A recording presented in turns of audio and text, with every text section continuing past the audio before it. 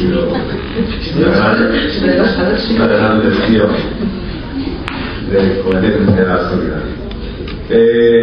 Para terminar esta primera parte, paso la palabra a Emilio González Rin, analista y profesor de la Universidad de Sevilla. Es autor, entre otros, del libro Historia General de Al-Ándalus. Yo ayer me decidí contarlo así, sé que estaré encantado de leer a mi compañero Emilio González. Bien, muchas gracias. Yo creo que andalusí somos todos, ¿no?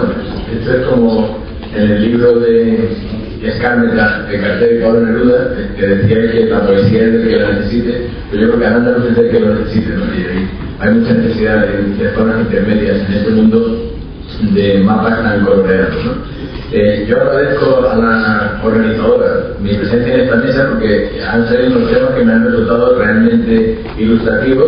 Anuncia desde luego un debate muy interesante después, y simplemente me gustaría añadir una serie de conceptos, digamos, relacionados con gran parte de las cosas que han ido saliendo, porque evidentemente estamos todos, yo creo, en un cierto compartido posicionamiento teórico. Yo creo que es difícil decir que aquí se pudiera hacer una interpretación diferente de los hechos, cosa que contrasta curiosamente con el silencio informativo al que venimos aludiendo desde el principio de esta jornada. Curiosamente, la situación en Bahrein solamente tiene una lectura, y esa lectura no la estamos viendo en ninguna parte de relevancia, cuando cualquier cosa que surge en el mundo tiene una relevancia inmediata a lo largo de todos los canales de información.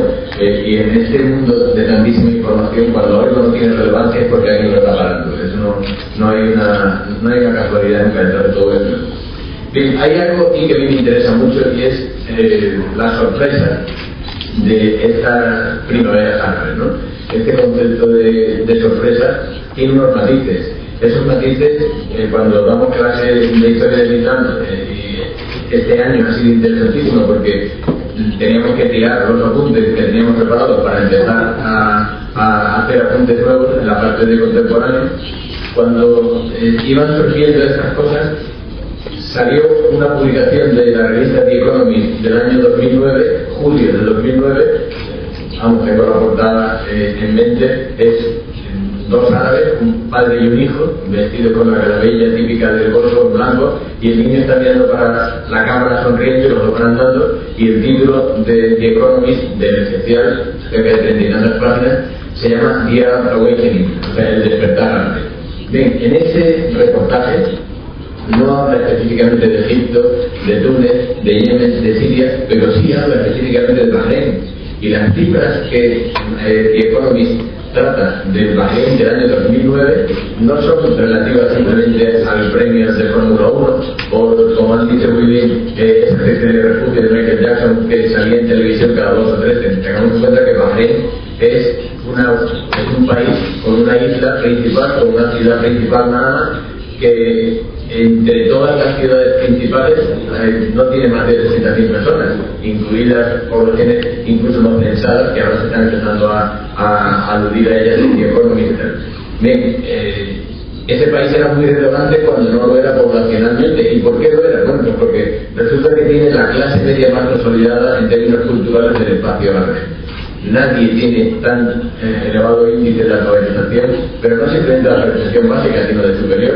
Nadie tiene más índice de publicación de libros por habitantes o por personas letradas. Por lo tanto, Bahrein, citaba The Economist en el año ya 2009, tenía una población absolutamente, entre comillas, occidental. No era una población como en el mundo occidental pudiéramos pensar uno más del Golfo, que es una de las cosas claves en este problema. ¿Quiénes son los bahreyníes? Bueno, esos son gente del Golfo. Están al lado de Arabia Saudí, son uno de tantos que son Emiratos, como Kuwait, como Oman. Estos que salían en el Petrópolis, no sé si recuerdan aquel juego como el Monopoly, de una serie de países que tenían mucho petróleo y jugaban, y la gente conocía el Bahrein simplemente porque era uno más de la OPEC o uno más de la OPEC.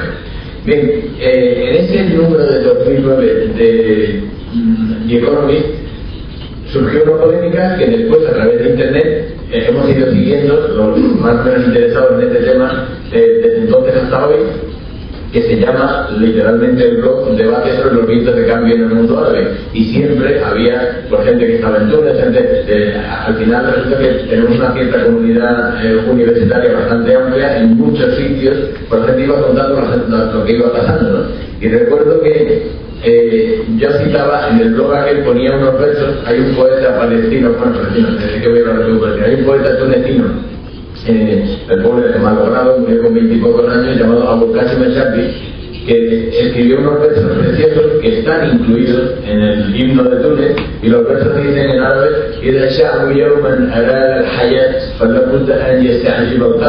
es decir, si un pueblo quiere vivir, tiene que tener las riendas de su destino. Entonces era precioso como lema del blog, y saltó un amigo marroquí: bueno, pero el Shafi es tunecino, eso solo afecta a los tunecinos. Bien, es interesante ese matiz porque desde el punto de vista occidental veíamos el mundo árabe islámico como un bloque extraño de gente que de alguna manera no formaban parte de nuestra misma tradición, historia o conjunto geopolítico. Hablaba antes nuestro moderador Manuel Domínguez Moreno del libro que yo tenía sobre el Andalus. Una de las cosas que más me han interesado a mí sobre la historia del Andalus no es la historia en sí, sino el modo en que en una continuidad histórica se ha excluido partes. Nosotros, hay zonas de la historia que están fuera, simplemente como satélites. Hay una lógica continuidad desde los griegos hasta los occidentes, y de pronto hay como satélites. El Islam siempre es un satélite en el mundo cultural. Nunca parece que formaba parte de su entorno, ni histórico ni contextual geográfico. Por lo tanto, nosotros veíamos el mundo árabe como una cosa extraña ahí en medio, y de pronto cuando te metías a hablar con cada uno de los árabes, decían: no, pero es que ellos son tunecinos, no, pero es que ellos no sé cuánto. Casando esas dos percepciones no exactas de la realidad, el mundo árabe resulta que se puede dividir hoy día en varios mundos árabes realmente claros. El Magreb es una entidad por sí misma, al margen de que dentro tenga sus propias distinciones. El Magreb es otra, perfectamente establecida. Yo diría que el valle del Nilo, es decir, Egipto, Sudán y lo que puede estar ocurriendo ahora por allí, es otra unidad geopolítica perfectamente establecida. Pero luego viene una quinta unidad que la gente de geopolítica suele decir, que es el Jalij, el Golfo, como si eso fuera una entidad cultural determinada, y no lo ha sido nunca, simplemente es una entidad económica. Y esto nos interesa a nosotros situar lo que decía al principio. Bahrein es una isla cultural de un cierto desarrollo de clase media popular en un entorno cuya única unificación es económica, y de pronto el pueblo decide que va a estar a la altura de las circunstancias. Bien, ese pueblo va a ser sistemáticamente machacado, porque nadie va a pensar en ese país en términos del pueblo. Nosotros estamos aquí hablando de solidaridad con el pueblo de Bahrein, no de un modo estatal, sino en términos económicos. Yo he tenido la oportunidad de conocer a dos miembros de la familia del Jalifa, una vez en el IFRI de París, Instituto Francés de Relaciones Internacionales, uno de ellos, y otro en un máster de Georgetown en Estados Unidos. Y los dos son unos tipos absolutamente modernos, absolutamente convencidos de la bondad natural de la democracia, de los procesos lógicos de evolución de las naciones, y sin embargo en su país están absolutamente secuestrados por un problema. ¿Y cuál es el problema? Pues yo lo llamaría en una forma castiza el San Benito del interés geoestratégico de Bahrein. Entre las salidas del Golfo del Canal de Suez, entre la riqueza petrolífera, entre la inmensa riqueza, más allá de lo petrolífero, del paraíso financiero que es Bahrein, su pueblo no puede ir a ninguna parte. Pero es que además hay otra cosa. Cuando hablaba Teresa antes muy acertadamente de las posibles o no intervenciones occidentales, a 8 kilómetros de Manama hay una base militar de Estados Unidos, que es lo último que va a soltar Estados Unidos en Oriente Medio. Estados Unidos se puede ir de Afganistán, se puede ir de Irak, pero no se puede ir de Manama, no puede hacerlo. No puede hacerlo de la base de Bahrein. Y enfrente de esa base está la razón de ser de esa base, que es Irán. Por lo tanto, Bahrein va a ser condenado al olvido popularmente de un modo sistemático. No va a haber... una de las cosas que más están llamando la atención en los medios de solidaridad con el pueblo de Bahrein y en los Human Rights Watch y todas las cosas de solidaridad internacional es un concepto que se ha acuñado específicamente para la crisis de Bahrein, que es la politización del sistema sanitario.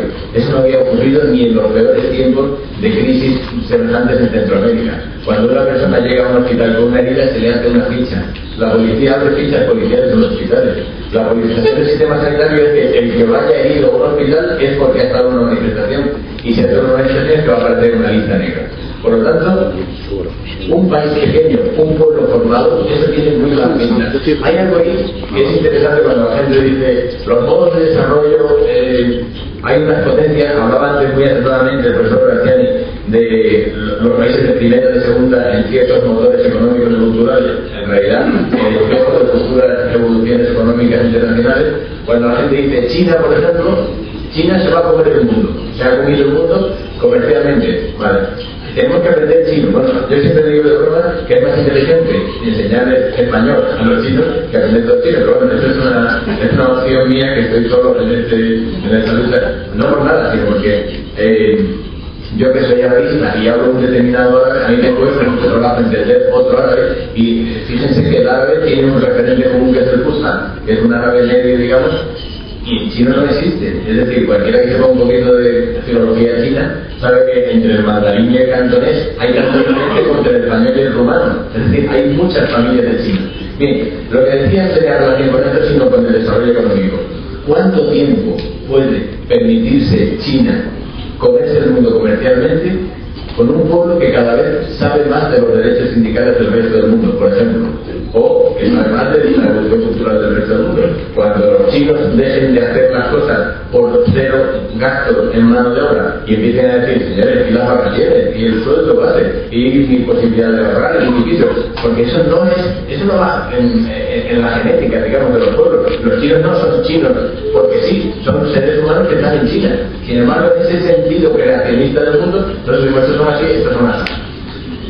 Lo que está ocurriendo en Bahrein era, insisto y vuelvo al principio en lo de 2009, era la lógica de un pueblo que va a llegar, igual que decía de China, va a llegar a su propio desarrollo cultural y va a decir esto hasta cuándo. Era la lógica de un pueblo diciendo esto hasta cuándo. Era una lógica que se imponía por todo aquello del Facebook. La gente le da mucha importancia a Facebook, pero hay otra cosa que se está destacando muchísimo hace tiempo, que es los papeles de Wikileaks. Aunque parece una cosa ilustrativa, resulta que la población tunecina, a través de los papeles de Wikileaks, se estaba dando cuenta de lo que pensaban de su propio dictador las potencias extranjeras.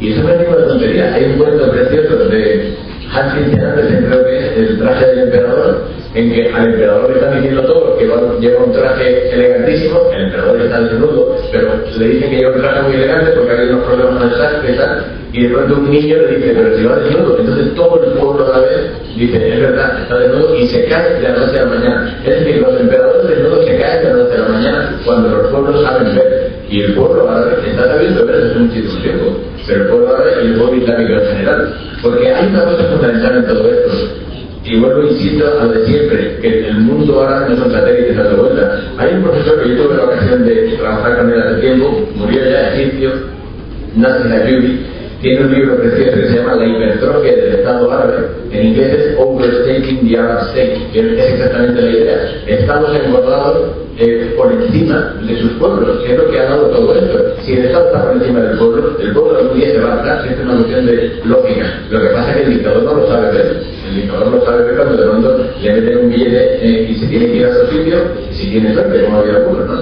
Bien, pues en ese Overstating the Arab State de Nasser Ayubi, comentando lo que ocurre en Centroamérica y lo que ocurre en el mundo árabe, decía, los pueblos latinoamericanos y árabes pueden ser específicos, pero no diferentes. Es decir, en el mundo hay problemas específicos, pero no diferentes. Hay un problema del fundamento, que me estaba diciendo Manuel al principio, el concepto de libertad. Yo, como arabista en la universidad, siempre tengo que lidiar con gente que son catedráticos de griego y de latín, que dicen, oye, ¿el Islam es compatible con la libertad? O sea, es una pregunta tan absurda que tienes que pararte a remover un poco. Y ahora estoy hablando con un señor que es catedrático de filología griega o de filología latina. Me dice, es que en árabe no existe la palabra libertad, otro de los grandes mitos que hay en toda por ahí. Digo, pues bueno, no existe. O sea, yo soy un mal arabista y conozco 3 o 4 sinónimos de libertad, y una de ellas, asociada al concepto de al-Qom, de la raíz árabe, es preislámica. Es decir, desde toda la vida la esencia del árabe ha sido la libertad individual. Otra cosa es que después se le haya permitido, ¿no? Pero desde luego el desarrollo del principio, en los poemas de la jahiliya ya existe la palabra jorrilla, de hurri, de tal, todo está desde el principio. Lo que pasa